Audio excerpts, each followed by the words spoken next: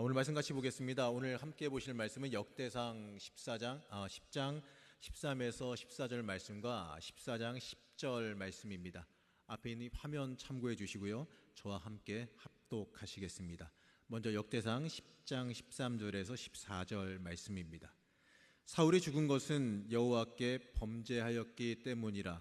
그가 여호와의 말씀을 지키지 아니하고 또 신접한 자에게 가르치기를 청하고 여호와께 묻지 아니하였으므로 여호와께서 그를 죽이시고 그 나라를 이새의 아들 다윗에게 넘겨주셨더라. 아멘. 역대상 14장 10절 말씀입니다. 앞에 화면 보시면서 같이 한 목소리로 합독하시겠습니다.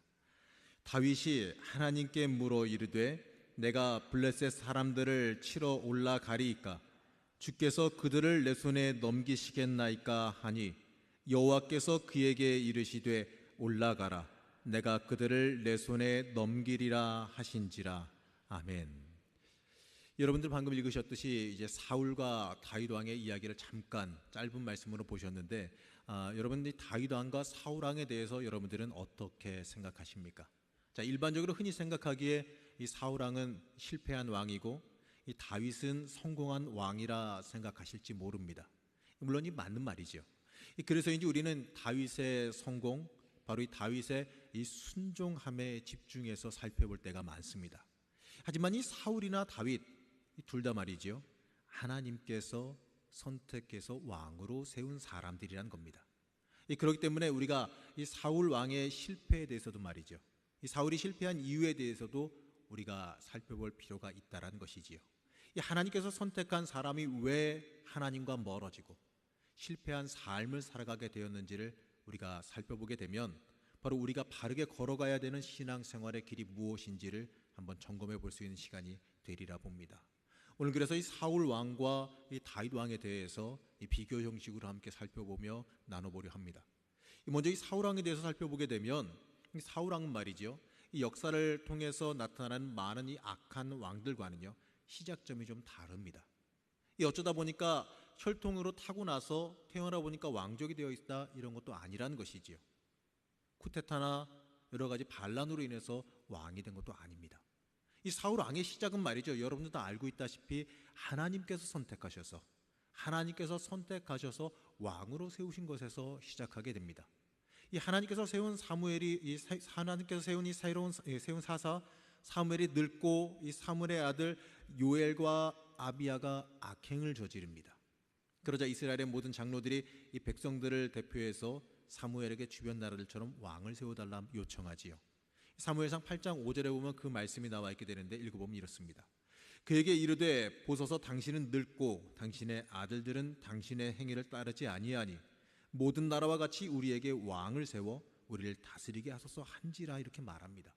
그 결과 선택되어진 인물이 사울 왕인데 이 사무엘상 9장 2절에 보게 되면 이 사울 왕에 대해서 설명하고 있지요. 이 기스에게 아들이 있으니 그의 이름은 사울이요 준수한 소년이라. 이스라엘 자손 중에 그보다 더 준수한 자가 없고 기는 모든 백성보다 어깨 이만큼 더 컸더라라고 말합니다. 자, 왕으로 선택되기 전에 이 사울 왕에 대한 성경의 평가입니다. 그리고 이 사울에 대한 하나님의 기대를 말이죠, 이 사무엘에게 하나님께서 이렇게 말씀하십니다. 사무엘상 9장 16절에 보게 되면 이렇습니다. 내일 이맘때에 내가 베냐민 땅에서 한 사람을 내게로 보내리니 너는 그에게 기름을 부어 내 백성 이스라엘의 지도자로 삼으라. 그가 내 백성을 블레셋 사람들의 손에서 구원하리라. 내 백성의 부르짖음이 내게 상달되었으므로 내가 그들을 돌보았노라 하셨더니 이렇게 말씀합니다. 자, 무엇이라 말했습니까? 내 백성을 구원하리라. 바로 이 블레셋 사람들에게 괴롭힘을 당하고 있던 이스라엘 백성을 구원할 구원자로 말이죠, 사울 왕을 보내셨다라는 겁니다. 이 백성들의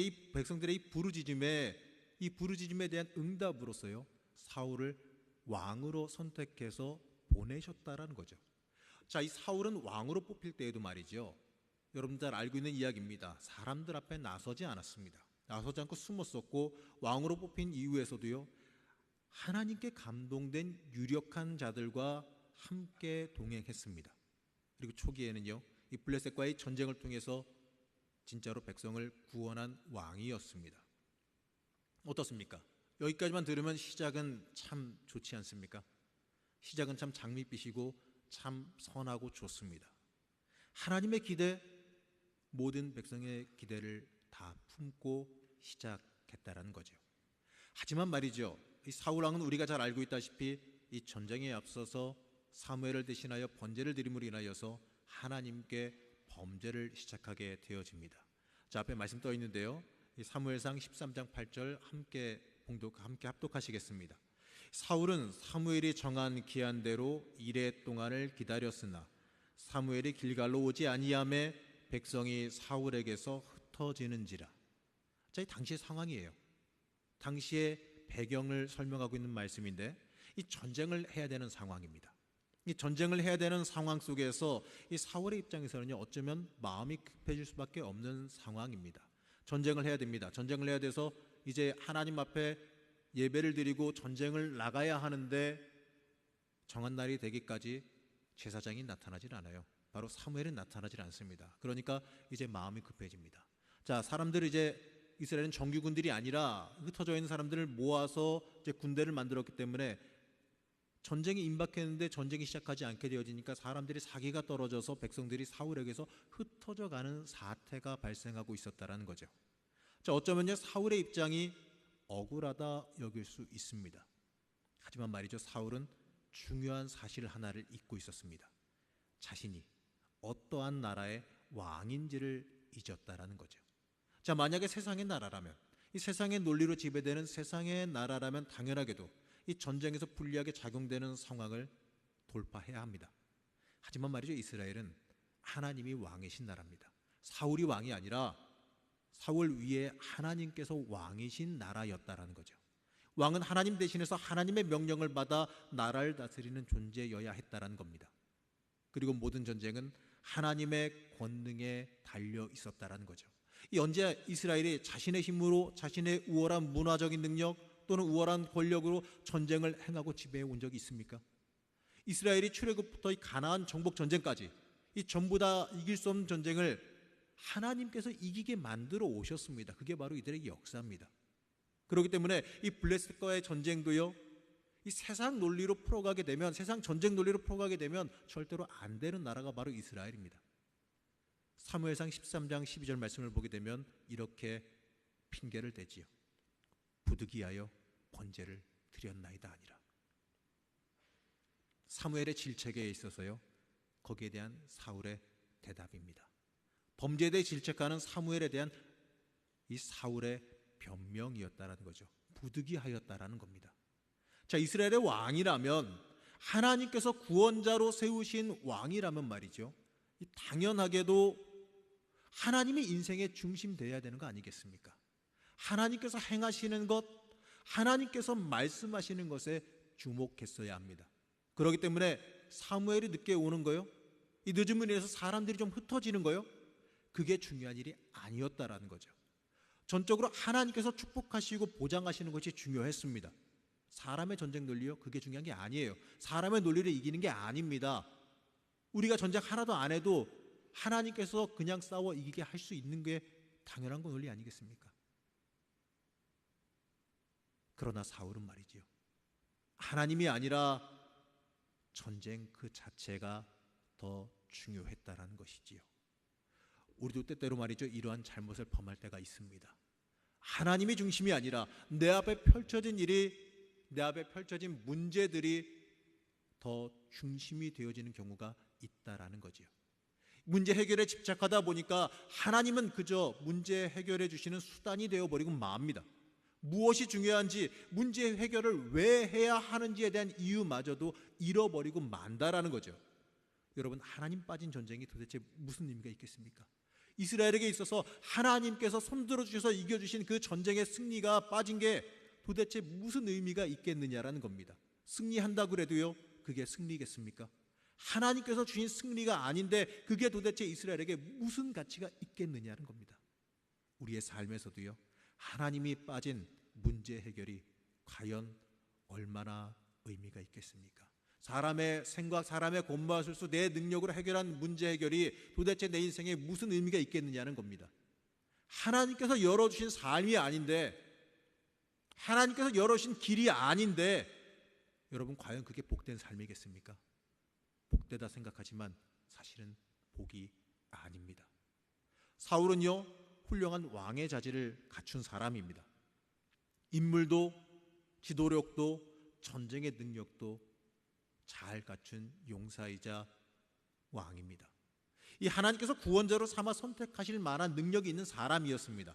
하지만 말이죠, 하나님의 명령을 지켜 행하지 않음으로써요, 안타깝게도 하나님께 버림받게 되어집니다. 사무엘상 15장 11절 말씀을 읽어보면 이렇습니다.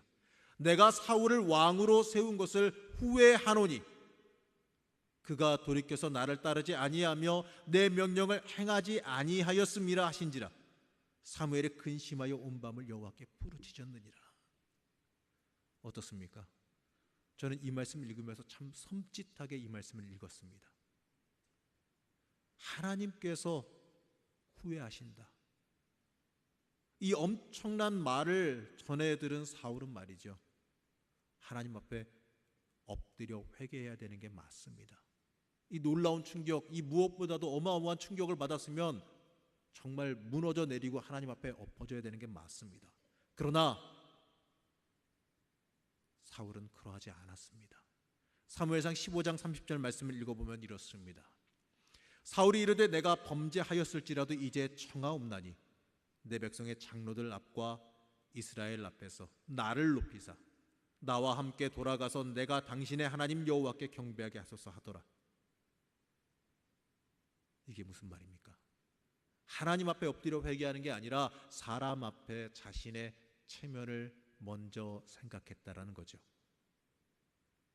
내가 범죄하였을지라도 내 백성 앞에서 나를 높여주십시오. 이게 무엇입니까? 이 말씀을 읽으면서 저는 너무나도 안타까운 마음이 들었습니다.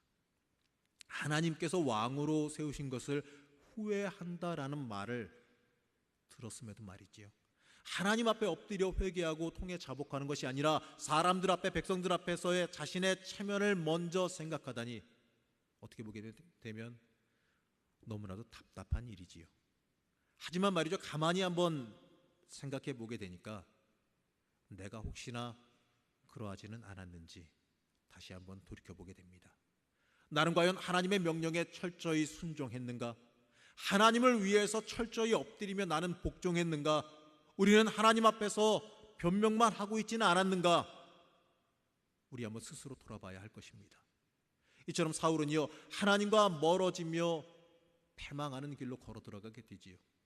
자신을 왕으로 세우신 분, 자신의 주인을 잃어버린 사람은요, 안타깝지만 결국엔 이렇게 넘어지게 되어 있음을 우리는 잊지 말고 기억해야 할 것입니다. 여러분, 이러한 사울과 대비되는 왕은요, 다윗 왕입니다. 하나님께서 사울을 대신하여 택하신 왕이기 때문이지요. 이 다윗과 사울을 비교해보며 살펴보려 하는 것은요, 하나님께 충성하는 사람의 삶이 무엇인지를 함께 살펴보고, 또 우리도 이 하나님의 뜻과 맞게 살아가는 삶이 무엇인지를 다시 한번 살펴보고 내 인생에서 결단하기를 위해서입니다.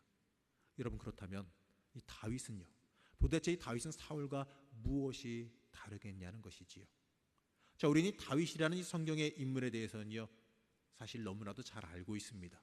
아마도요, 여러분들 이 성경에서 말하는 이 다윗의 유명한 일화들은요, 정확하지는 않더라도, 순서는 맞지 않더라도 이야기해보라고 하면은 이야기식으로는요, 대부분들 한두 가지 이상씩은 서술할 수 있으실 겁니다. 그 중에서 다윗, 바로 다윗이라고 하면요, 우리가 흔하게 다윗을 칭찬하여 하는 말이 있는데, 그 중에서 잘 알려진 말이 바로 하나님께서 마음에 합한 자다라는 칭찬을 한 사람이라는 겁니다. 사도행전 13장 22절을 보게 되면 바로 이렇게 말씀하고 있습니다. 다윗을 왕으로 세우시고 증언하여 이르시되 내가 이새의 아들 다윗을 만나니 내 마음에 맞는 사람이라 내 뜻을 다 이루리라 하시더니. 자, 이 세 번역에서는요, 이 합하다가 마음에 맞다란 말로 번역이 좀 바뀌었습니다. 하지만 이 엄연히 성경은요, 다윗을 마음에 합하다, 마음에 맞다라고 칭찬하시고 있습니다. 자, 다윗의 삶은 말이지요, 바로 하나님 중심, 하나님을 위한 삶을 살아왔다라고 성경은 평가합니다. 사울과 전적으로 다른 부분이 바로 여기에 있다라는 거죠. 어쩌면 이 사울이 이 다윗보다요 인간적으로는 더 뛰어난 인물일 수도 있습니다. 용모나 외모나 이 모든 것이 다 훌륭하였고 인간적인 능력이나 지도력이나 이 모든 것들, 심지어 인성마저도 더 뛰어난 인물이었다라는 것이지요. 하지만 하나님은 세상의 기준, 사람의 기준으로 보시는 것이 아니라 누가 더 하나님께 마음이 향해 있는지, 하나님께 열려 있는지를 살펴보셨다라는 겁니다. 그 일례로 이 다윗이 영웅적으로 처음 등장하는 이야기가 있는데 바로 이 다윗과 골리앗의 전투의 이야기이죠. 자, 사무엘상 17장 36절 말씀인데요. 한번 다 같이 합독하시겠습니다. 주의 종이 사자와 곰도 쳤은즉 살아계시는 하나님의 군대를 모욕한 이 할례받지 않은 블레셋 사람이리이까 그가 그 짐승의 하나와 같이 되리이다. 그러니까 전쟁터에 있는 형들에게 물건 전해주러 갔다가 사울 왕 앞에서 다윗이 고백한 내용입니다. 어쩌면요 이 현실을 모르는 이 소년의 외침일 수 있다, 치기 어린 소년의 외침일 수 있다라고 치부할 수도 있습니다. 하지만 하나님을 향한 이 다윗의, 하나님을 위한 이 다윗의 분노는요 진실했다라는 거죠. 하나님을 위한, 하나님을 위해서 외치는 이 분노는요 다윗의 진심이었습니다. 사무엘상 17장 45절 말씀 보면 이렇습니다. 다윗이 블레셋 사람에게 이르되 너는 칼과 창과 단창으로 내게 나아오거니와 나는 만군의 여호와의 이름 곧 내가 모욕하는 이스라엘 군대의 하나님의 이름으로 내게 나아가노라. 참 당찬 고백 아니겠습니까? 다윗이 골리앗에게 외친 고백이자 그를 향해 쏘아 올린 분노입니다. 치기 어린 분노일지라도 하나님은 다윗이 가지고 있는 그의 능력을 사용하셔서 골리앗을 그의 손에 쓰러뜨리셨습니다. 이 사무엘하 7장 1절을 보게 되면 다윗의 대표적인 일화가 하나 더 등장하는데 바로 하나님의 성전 짓기를 원한 다윗의 모습이죠. 사무엘하 7장 1절 말씀을 보게 되면 이렇습니다. 여호와께서 주위의 모든 원수들을 무찌르사 왕으로 궁에 편안히 살게 하신 때에, 이렇게 말합니다. 자, 일반적으로는요 이렇게 편하게 살게 하시면 이 평안을 누리게 되어 있습니다. 일반적으로 하나님께서 나를 이렇게 평안하게 살게 해주셨으니까 이제는 더 이상 대적이 없으니까 잘 먹고 잘 살고 누리고 이제 좀 쉬어야겠다, 이런 생각을 하게 될 텐데 이럴 때에 다윗은 하나님의 성전으로 눈을 돌렸다라는 거죠. 자신은 하나님의 은혜로 평안히 자신의 궁전에서 자신의 집에서 사치를 누려가며 살아가고 있는데 나를 이렇게 복주신 그 하나님의 성전이 천막이라는 것이 안타까웠다라는 겁니다. 어찌 보게 되면 하나님의 성전보다 자신의 왕궁이 더 좋은 게 하나님 앞에 죄송하게 여겼을지도 모릅니다. 여러분, 이러한 마음이 중요합니다. 하나님을 위해서 내가 무엇인가를 해드려야 하겠다라는 이 마음이 우리가 품어야 하는 마음이라는 것이지요. 사무엘하 7장 5절부터 7절까지를 보게 되면 하나님의 응답인데 바로 제가 읽어보면 이렇습니다. 내가 나를 위하여 내가 살 집을 건축하겠느냐? 내가 이스라엘 자손을 애굽에서 인도하여 내던 날부터 오늘까지 집에 살지 아니하고 장막과 성막 안에서 다녔더니 이스라엘 자손과 더불어 다니는 모든 곳에서 내가 내 백성 이스라엘을 먹이라고 명령한 이스라엘 어느 지파들 가운데 하나에게 내가 말하기를 너희가 어찌하여 나를 위하여 백향목집을 건축하지 아니하였느냐고 말하였느냐. 자, 이 문자적으로만 읽어보게 되면요 다윗이 혼나는 것 같아요. 다윗을 책망하시는 걸 착각할 수 있지만 사실 그냥 감정적으로 읽으면 좀 해석하기가 좀 쉬워요. 하나님께서는요 처음 들어보는 얘기가 발생하게 되는 겁니다. 여태까지 하나님을 위해서 무엇인가 하겠다라고 말하는 이 다윗의 모습이요 너무나도 대견스러우신 거죠. 너무나도 대견스러워 하시면서 기뻐하시는 겁니다. 내가 언제 그런 거 해달라 그랬니? 이렇게 기뻐하시는 거죠. 하나님께서 이렇게 말씀하신 뒤에요 곧 이어서 다윗에게 복 주시는 내용이 나오게 되지요. 바로 사무엘하 7장 8절에서 9절 말씀입니다. 그 내용을 보게 되면 이렇습니다. 내가 너를 목장 곧 양을 따르는 데에서 데려다가 내 백성 이스라엘의 주권자로 삼고 내가 가는 모든 곳에서 내가 너와 함께 있어 내 모든 원수를 내 앞에서 멸하였은즉 땅에서 위대한 자들의 이름같이 내 이름을 위대하게 만들어 주리라. 이 뒤에도 계속 이어지는데 이 뒤에도 계속 이어지면서 어디에 가든지 내가 너를 이기게 만들어 주시겠다는 말을 2번이나 반복하셔요.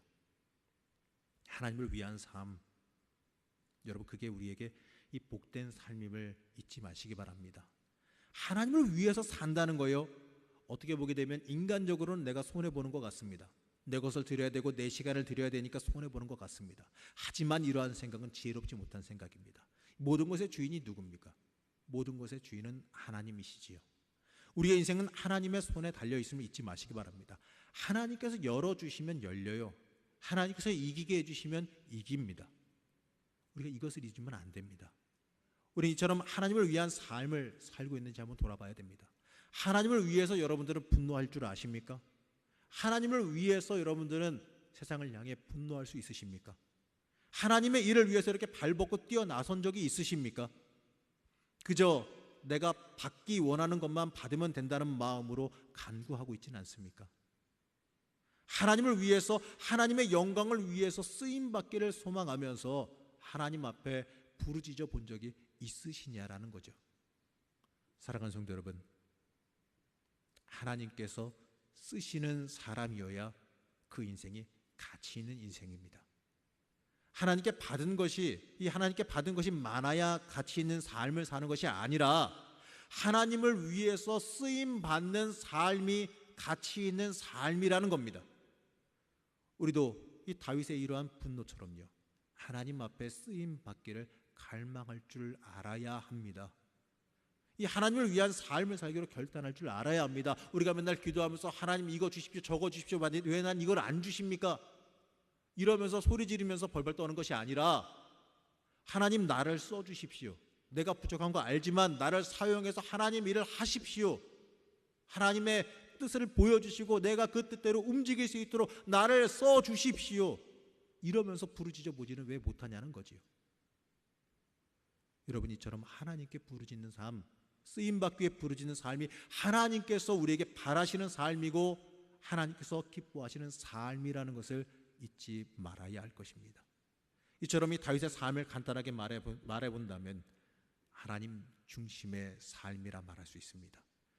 이 다윗의 삶을 살펴보게 되면 말이죠, 다윗이 왕으로 기름 부음 받기는 했지만 언제 왕이 될지 여기에 대해서는요 전혀 말씀해 주시지 않으셨어요. 그리고 사울 왕에게 쫓겨 광야로 향했을 때도 그 광야의 끝이 언제인지, 도대체 이 절망의 끝이 언제인지를 알려주지 않으셨다라는 겁니다. 이 수많은 위험한 세월을 보내왔지만 그럼에도 불구하고 다윗은 묵묵히 순종했습니다. 이 고난 중에서 하나님 찬양하는 시편도 쓴 것을 우리가 잘 알고 있습니다. 자, 우리가 좋아하고 자주 암송하는 시편 23편이 있습니다. 그걸 제가 1절과 2절을 읽어보면 이렇습니다. 여호와는 나의 목자시니 내게 부족함이 없으리로다. 그가 나를 푸른 풀밭에 누이시며 쉴 만한 물가로 인도하시는도다. 여러분도 잘 알고 좋아하시는 말씀이죠. 근데 이 말씀이 언제 기록된지 아십니까? 다윗이 궁전에 편안하게 있을 때? 다윗이 행복할 때? 아닙니다. 다윗이 광야를 정처 없이 헤매이며 도망자 신세로 살아가고 있을 때, 모든 것이 부족하고 사람이 살 수 없는 그 자리에 있을 때에 하나님께서 함께 하시기에 나는 부족함이 없다라고 다윗은 고백하는 겁니다. 정처 없을지라도, 언제 이 고난이 끝날지 모를지라도 하나님께서 나와 함께 하신다는 것을 굳건히 믿었기 때문에 이러한 고백을 할 수 있었다라는 거지요. 또한 이 같이 봐야 되는 것은요, 이 다윗이 다른 방도가 없어서, 할 줄 아는 게 아무것도 없어서, 할 수 있는 게 아무것도 없어서 이 거친 광야에서 그냥 멍청하게 머물고 있었던 것은 아니라는 겁니다. 이 광야 생활을 하면서 다윗을 따르는 백성들이 생겼습니다. 또 그와 함께 동행하는 이 많은 수의 용사들이 생겼습니다. 이제는 이 광야 지역에서 그 누구도 무시 못하는 세력으로 다윗은 성장했습니다. 사울에게 쫓기는 삶을 살기보다 그저 이 팔레스타인을 떠나서 자신의 세력을 굳건히 세워서 한 무리와 집단을 이루어서 어쩌면 나라를 이루어서 살아갈 수 있었을지도 모릅니다. 하지만 다윗은요, 그 위험한 지역인 그 자리, 언제 사울이 자신을 죽이러 올지 모르는 그 자리에 계속해서 머물렀습니다. 그 이유가 무엇이겠습니까? 전략이 없어서, 갈 데가 없어서? 아니지요. 바로 하나님께서 부르실 것이라는 그 약속, 하나님께서 왕으로 부르시고 세우신다는 그 약속, 하나님이 사용하신다는 그 약속을 믿었기 때문에, 하나님께서 약속하셨기 때문에 하나님을 떠날 수가 없는 겁니다.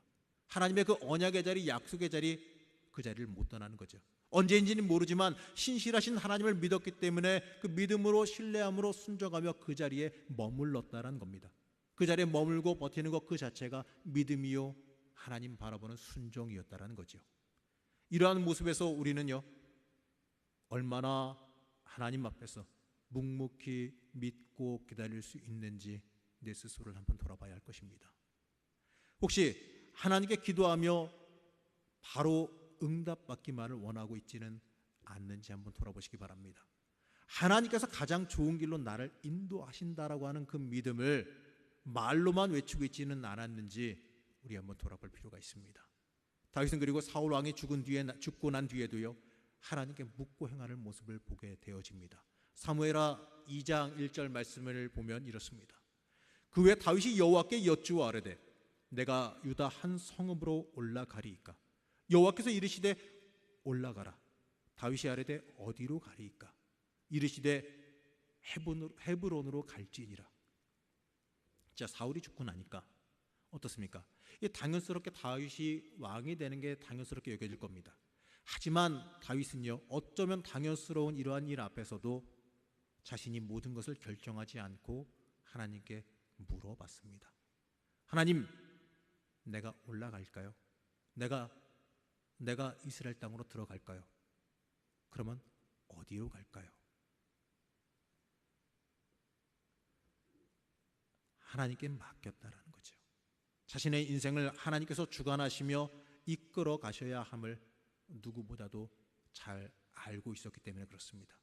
여러분, 이것이 정말 중요합니다. 하나님께서 나를 주관하신다라는 것을 잊은 사람은요, 이 사울과 같이 패망하는 삶을 살게 되어져 있기 때문에 더더욱 그렇습니다. 우리가 좀 전에 이 사울을 살펴볼 때에 이 범죄의 지적 앞에서 처절한 회개가 아니라 이 자신의 체면을 세워달라고 외쳤던 이 사울의 모습을 읽었습니다. 여러분, 그럼 다윗은 어떠했을까요? 아무리 하나님 앞에 충성했던 다윗이었지만 사람은 사람입니다. 죄의 유혹에 빠져서 범죄를 행하게 되지요. 자, 어찌 보게 되면요, 사울의 죄악보다도 인간적으로는 더 커 보일지도 모릅니다. 바로 우리가 잘 알고 있다시피 이 바세바와 간음하고 그의 남편 우리아를 죽게 만든 사건이지요. 그리고 심지어 그 우리아의 장례가 끝나자마자 바세바를 불러들여서 자신의 부인으로 삼았습니다. 이 성경은 그러한 다윗의 모습을 가리켜 말하기를 사무엘하 11장 27절에서 다윗이 행한 그 일이 여호와 보시기에 악하였더라라고까지 말씀하십니다. 하나님 보시기에 악했다. 굉장히 강력한 말씀이지요. 하나님께서는요, 그래도 다윗에게 회개할 기회를 주시기 위해서 1년의 시간을 기다리십니다. 그러다가 나단 선지자를 통해서 다윗의 범죄함을 책망하시지요. 사울도 물론 마찬가지로 처음에 범죄하고 난 이후에 사울을 계속 사용하시면서 돌이킬 수 있는 기회를 주셨었습니다. 그것을 생각해 보게 되면 다윗도 이번 기회가, 이 회개하신 기회가 중요했다라는 거지요. 자, 보게 되면 사무엘하 12장 7절에서 9절 말씀을 보게 되면 이렇습니다. 내가 너를 이스라엘 왕으로 기름 붓기 위하여 너를 사울의 손에서 구원하고 내 주인의 집을 내게 주고 내 주인의 아내들을 내 품에 두고 이스라엘과 유다 족속을 내게 맡겼느니라. 만일 그것이 부족하였을 것 같으면 내가 내게 이것저것을 더 주었으리라. 그러한데 어찌하여 내가 여호와의 말씀을 업신여기고 나보기에 악을 행하였느냐. 하나님의 말씀입니다. 하나님께서 왕으로 세워주시고 필요한 것 다 주셨다라고 말씀합니다. 그리고 만약 모자랐다면 더 줬을 것이다. 그러니 너에게 주어진 것 중에 모자란 것이 도대체 무엇이냐? 너 그런데 왜 범죄했느냐? 이렇게 질책하시는 거죠. 사실 하나님께서는요, 우리의 인생에서 필요한 거요, 우리는 성이 안 찰지는 몰라도 때에 맞게 다 채워주십니다. 때에 맞게 하나님께서 해결해 주십니다.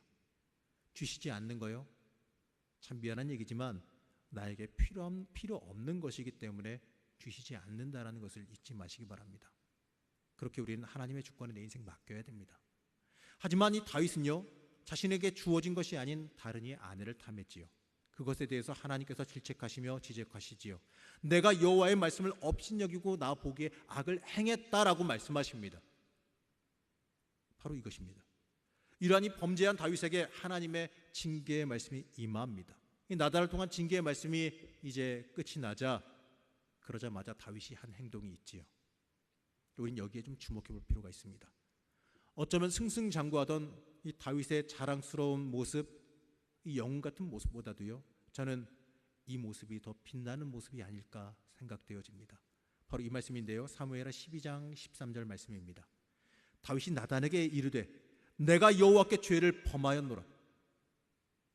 나단이 다윗의 집무실에서 이러한 징계의 말을 던졌는지 아니면 개인적인 사적인 공간에서 단둘이 대화를 나눴는지는 정확하게 나와 있지는 않습니다만 12장 초반부의 비유를 통해서 다른 사람들을 고발한 내용이 나오고 거기에 대해서 다윗이 판결을 사람들에게 내리는 것을 보게 되어지면 아마도 이 대화는요 다윗의 집무실에서 이루어진 것이라 생각되어집니다.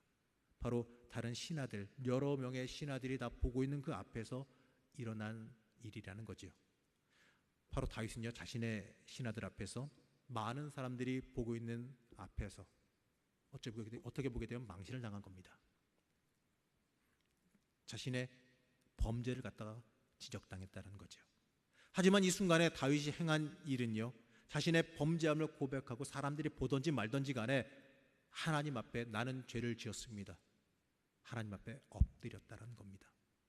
사울은 사람들 앞에서 자신의 체면을 생각했지만 다윗은 사람들은 안중에 없고 하나님에게만 집중했다라는 겁니다. 마치 사무엘하 6장에 등장하는 하나님의 법궤를 모셔올 때 이 다윗의 모습이 떠오르지 않습니까? 하나님을 상징하는 법궤가 성전으로 들어오자 그 기쁨을 사람들 앞에서 기뻐 춤을 추며 보였던 다윗의 모습이 떠오르시지는 않는지요. 자, 이 온전히 하나님께 시선이 향해 있던 그 다윗의 그 모습, 사람이 아니라 하나님에게만 시선이 향해져 있던 그 다윗의 모습이 우리의 인생에서도 중요합니다. 내 인생의 앞길이 어디에 달려 있습니까? 내 인생의 앞길은 주변의 사람이 아니라 하나님께 달려 있습니다. 그렇기 때문에 우리는 하나님 보시기에 내가 어떠한지를 가장 먼저 생각해보고 점검해 봐야 된다는 겁니다. 우리는 신앙인으로서 기도하며 살아야 되고 말씀 중심으로 살아가야 하고 내 삶의 모습에서 변화되고 바뀐 모습이 드러나져야 합니다. 하나님 앞에서 하나님의 사람으로 살기 위한 그 몸부림치는 모습이 있어야 한다라는 거죠. 이 다윗은요 회개 뒤에 완전한 이 돌이킨 모습으로 살아가는 것을 보게 되어집니다. 자, 열왕기상 1장 1절에서 이 4절의 말씀을 보게 되면 이때의 범죄로부터 완전히 돌이킨 다윗의 모습을 우리가 살펴보게 됩니다. 읽어보면 이렇습니다. 다윗 왕이 나이가 많아 늙으니 이불을 덮어도 따뜻하지 아니한지라. 그의 시종들이 왕께 아뢰되 우리 주 왕을 위하여 젊은 처녀 하나를 구하여 그로 왕을 받들어 모시게 하고 왕의 품에 누워 우리 주 왕으로 따뜻하시게 하리이다 하고 이스라엘 사방 영토 내에 아리따운 처녀를 구하던 중 수넴 여자 아비삭을 얻어 왕께 데려왔으니 이 처녀는 심히 아름다워 그가 왕을 받들어 시중들었으나 왕이 잠자리는 같이 하지 아니하였더라. 자, 나이가 많아지면 아무리 주위를 따뜻하게 해도 혈액순환이 잘 안 돼서 춥다고들 합니다. 자, 우리나라 조선시대도 실제로 역사적으로 이러한 일이 있었다고 하는데 이런 일이 있을 때에 어린 여자를 첩으로 들여서 이 사람의 체온으로 따뜻해지게 안고 자게 했다라고 하지요. 바로 이러한 형식입니다. 이 수넴 여인은 아름다웠다고 말하는데 심지어 성경에서 이런 표현은 제가 잘 못 봤습니다. 심히 아름답다. 얼마나 이뻤으면 심히 아름답다라고 표현했을까요? 그러나 다윗은요 이 여인에 대해서 잠자리는 같이 하지 않았다라고 성경은 말합니다. 자, 여기서 우리는요 무엇을 읽을 수가 있냐면 밧세바 사건을 겪으면서 돌이킨 다윗의 모습을 읽을 수가 있습니다. 범죄하지 않기 위해서 애쓰는 다윗의 모습을 우리가 읽어볼 수가 있어야 한다는 거죠. 자, 온전히 회개하기 위해서 하나님 앞에서 바르게 살기 위해서 평생을 몸부림치던 이 다윗의 모습을 읽어야 합니다. 내가 지었던 그 범죄함을 다시 또 돌이켜 행하지 않기 위하여서 처절하게 몸부림친 다윗의 모습을 읽어야 한다라는 거죠. 하나님 앞에서 조금이라도 바르게 서기 위해서, 하나님 앞에서 온전히 서기 위해서 애쓰고 노력한 이 다윗의 모습을 우리는 읽어야 한다는 겁니다. 바로 이것이 진정한 회개한 다윗의 모습이고, 하나님께서 기뻐하시며 높이시며 마음에 합하다 칭찬하셨던 다윗의 모습이라는 거죠. 이 다윗의 인생은 말이죠, 이 하나님 앞에서 하나님 마음에 합하게 살기 위한 이 처절인 몸부림이었습니다. 바로 이 부분이 사울 왕의 인생과 가장 크게 달랐던 모습입니다. 여러분, 오늘 이 역대상의 말씀을 함께 읽었었는데요, 오늘 본문으로 삼은 이 역대기의 말씀은요, 참 어떻게 보게 되면 재미있는 말씀입니다. 이 다윗과 사울에 대해서 어떻게 보게 되면 좀 냉정한 평가를 다루고 있기 때문에 그렇습니다. 먼저 이 사울을 평가했던 역대상 10장 13절에서 14절 말씀, 아까 읽었던 말씀이죠. 한번 여러분들 한번 한 목소리로 크게 읽어보시기 바랍니다. 시작.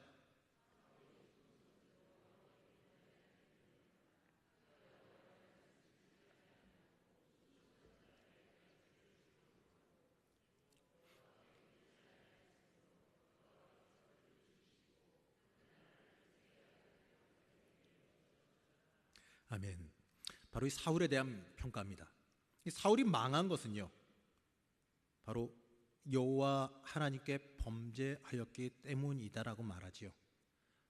바로 흥망성쇠가 하나님께 달려있다는 겁니다. 여호와의 말씀을 지키지 않았기 때문에, 바로 인생을 살면서 여호와께 묻지 않았기 때문에 망했다라고 말합니다. 여호와께 묻지 아니하였으므로 여호와께서 그를 죽이시고, 이렇게 말하지요. 여호와 하나님께 묻지 않았다, 바로 자기 멋대로 살아갔다는 거고요, 하나님 중심된 삶을 살지 않았다라는 겁니다. 내 인생의 길 내 멋대로 내 마음대로 가다가 막히고 힘들고 수렁에 빠졌을 때만 하나님이 이거 건져주시지요, 끌어내 주시지요 요청하고, 그 다음에 또 나오면 하나님 잠시 거기 계세요, 내 마음대로 갈 테니까, 이러면서 또 가다가 넘어지고, 이러한 삶을 반복하고 있는 게 우리의 모습이 아니냐라는 거죠. 바로 이게 사울 왕의 모습이었습니다. 여호와께 묻지 않았다.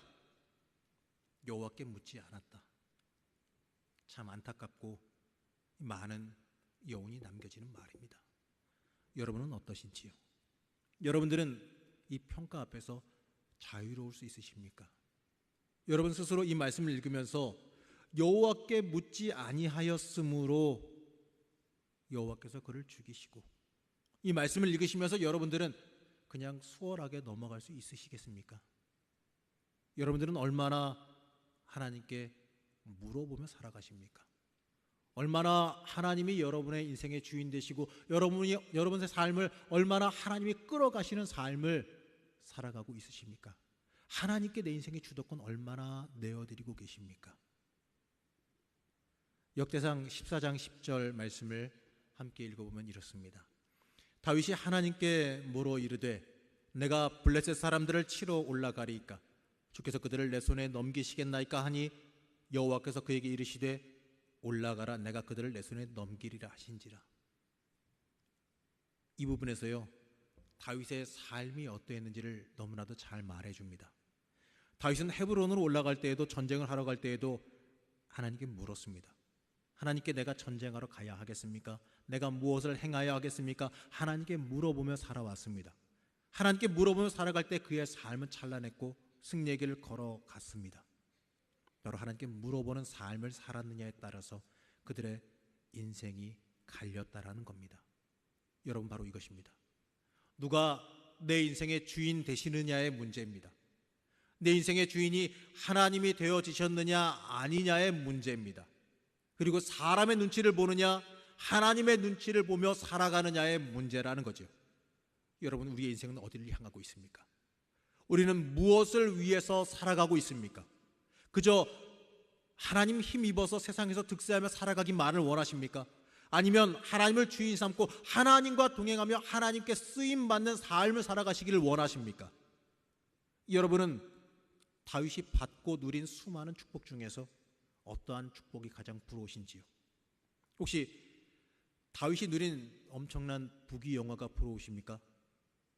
아니면 그가 가진 엄청난 인기가 부러우십니까? 아니면 그가 가진 이 놀라운 이 제국을 이뤘던 세상적인 권세가 부러우십니까? 제 생각은요, 저는 그리스도인이라면 그가 하나님 마음에 합하다 칭찬받았던 그 부분이 가장 부러워야 되는 부분이 아닐까 생각합니다. 저는 다윗이 하나님께 받은 그 평가가 가장 부럽습니다. 여러분, 우리의 인생에서요, 가장 해야 할 일은요, 하나님께 물어보는 일이라 여겨집니다. 다윗과 사울의 인생을 좌우한 하나님께 물어보는 것, 여러분, 그것이 내 삶에도 중요합니다. 살아가는 여러분, 하나님께 제발 물어보며 살아가시기 바랍니다. 내 인생 길을 하나님께 맡기며 물어보시며 살아가시기 바랍니다. 내 갈 길 하나님께 맡기며 물어보시기 바랍니다. 나의 길을 보여달라고 하나님께서 인도하시는 역사를 함께 참여하며 알게 해달라고 간구하시기 바랍니다.